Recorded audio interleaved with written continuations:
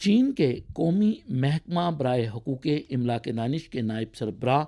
ہوون ہوئی نے 18 تاریخ کو چینی ریاستی کونسل کے دفتر اطلاعات کے زیر اہتمام پریس کانفرنس میں